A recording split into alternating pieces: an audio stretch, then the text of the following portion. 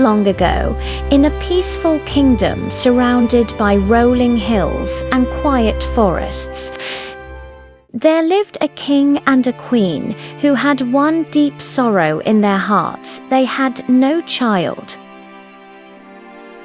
Day after day, year after year, they hoped and prayed, and at last their wish was granted. One morning, the queen gave birth to a beautiful baby girl. Her skin was fair as morning light, and her presence filled the castle with joy.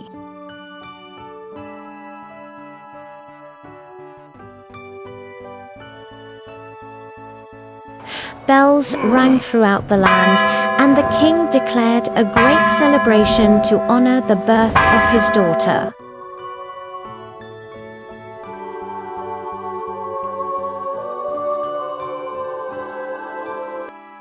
To mark this joyous occasion, the king invited 12 wise women, known for their magic and blessings, to the feast. There were 13 wise women in the kingdom, but the king owned only 12 golden plates, so one was left uninvited. Honored wise women of the realm, this banquet is opened in gratitude for your presence and blessings. During the grand celebration, one by one, the wise women stepped forward to bless the child.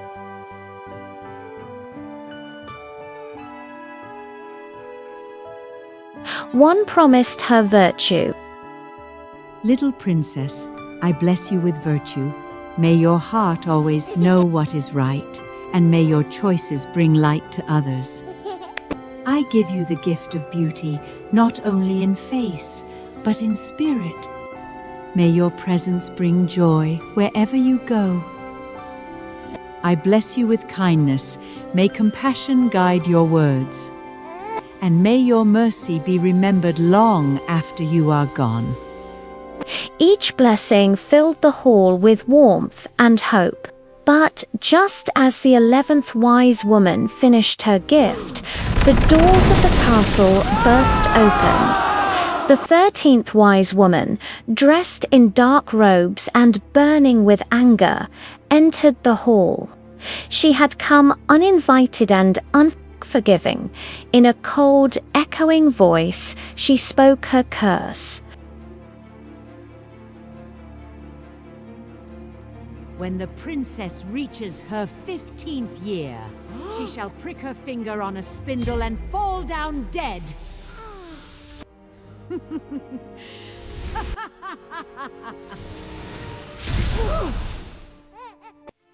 The hall fell silent in terror.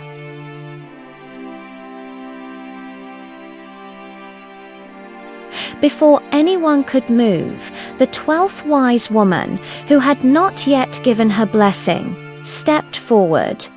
Though she could not undo the curse entirely, she softened it.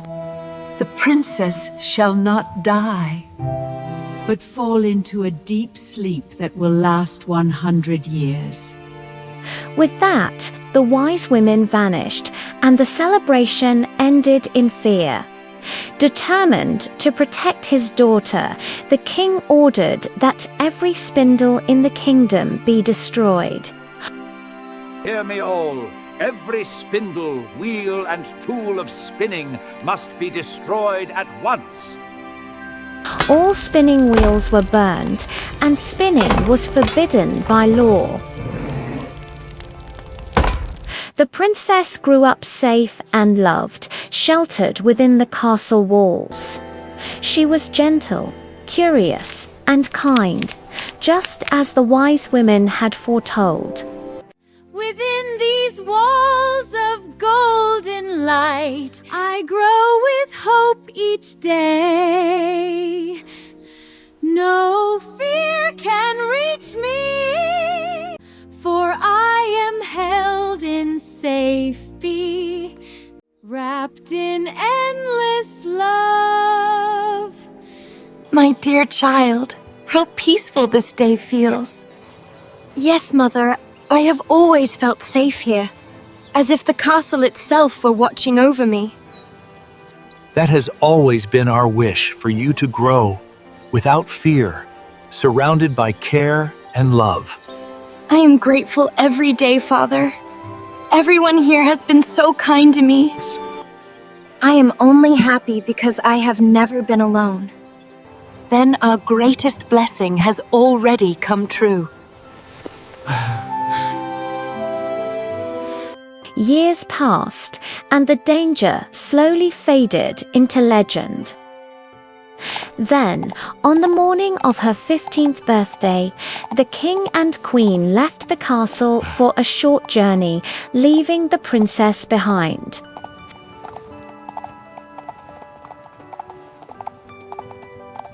Wandering through the quiet halls, she discovered a narrow staircase she had never seen before. Curious, she climbed the steps until she reached a small tower room.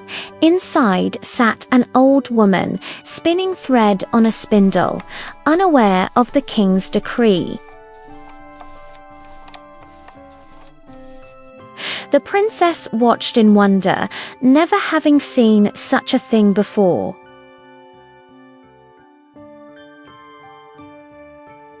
Good day, Grandmother.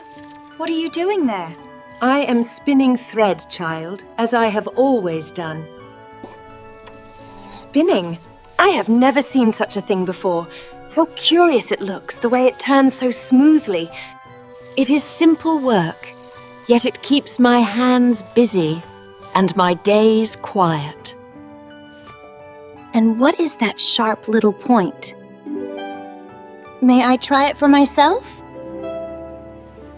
She reached out, and as her finger touched the spindle, she pricked her skin.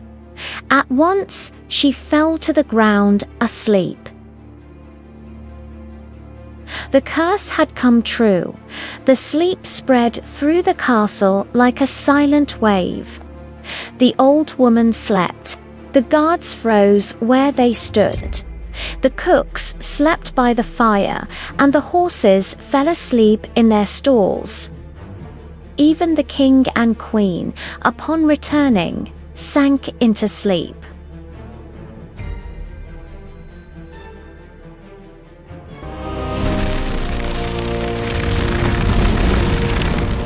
Soon, a thick hedge of thorny briars grew around the castle, rising higher and higher until it became impossible to enter.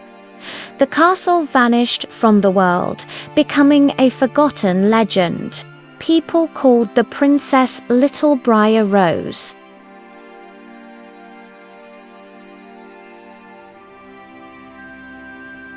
Many years passed.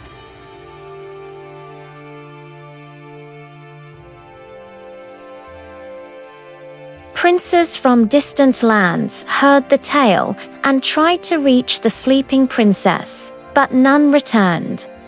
The thorns were too strong, and the hedge claimed all who tried.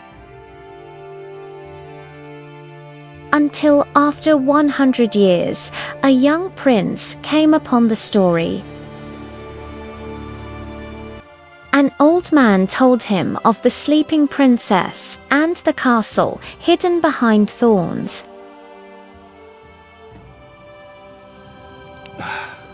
Good day, sir.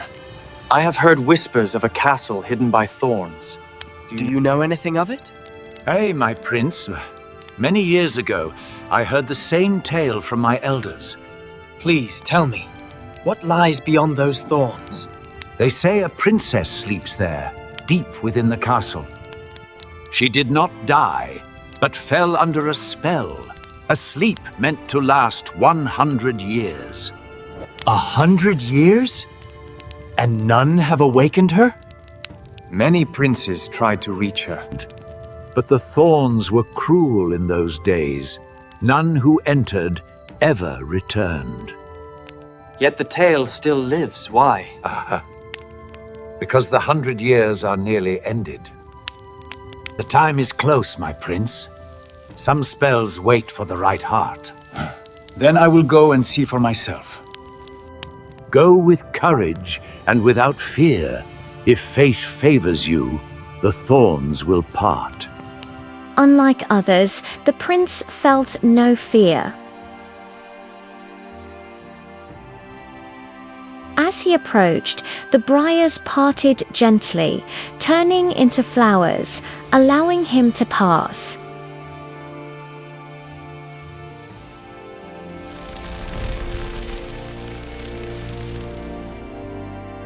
He entered the silent castle and walked through its halls, where time stood still. At last, he reached the tower. There lay the princess, sleeping peacefully, as beautiful as the day she fell asleep.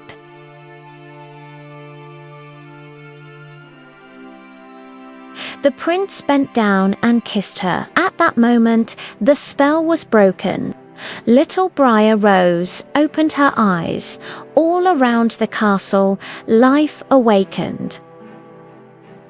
The king and queen rose, the servants stirred, and laughter filled the halls once more. Soon after, the prince and princess were married in a joyful celebration, and they lived together in peace and happiness for the rest of their days. And thus, after a century of silence, the kingdom lived again.